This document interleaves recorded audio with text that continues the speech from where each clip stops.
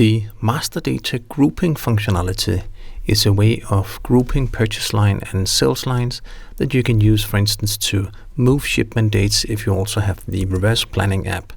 So if you look in the master data information setup, it's possible to define a sales line master data grouping and a purchase line master data grouping. In this example, I've added a sales line master data grouping as my bike type, which means when I enter a new sales line, it will take the master data information bike type and use that bike type in the sales line master data grouping.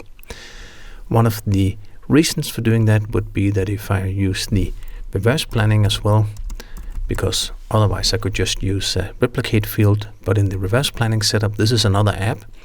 You can align sales dates per group, and you can copy groups from master data. So this is a way of tying together those two apps. This means if I have, for instance, a new sales order, and I just added a sales order in here for the example, and I've added 5 lines on this sales order. When I'm adding those lines, automatically it will create the column master data group based on the master data information on the items, and then it will fill in the reverse planning group because of my check mark. And as I can see here, 3 of them is actually the same group, 2 of them are other groups. So the point of this is that you can handle sales line per groups. So if you want to ship, for instance, all the city bikes together, or you have clothes that you want to handle together, items you want to handle by airplane, or some of them by train or other stuff, you can bind it by groups like this. And for instance, if you have the reverse planning, in this example, you have 5 different shipment dates.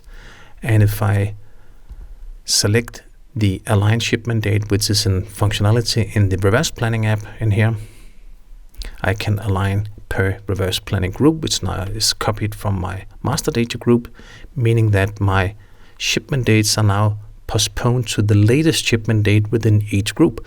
So 2 of them was a separate group, which is just kept the date, but the 3 others was in the same group, and therefore it postponed the shipment date to the latest possible date, so I can group the shipments in this way.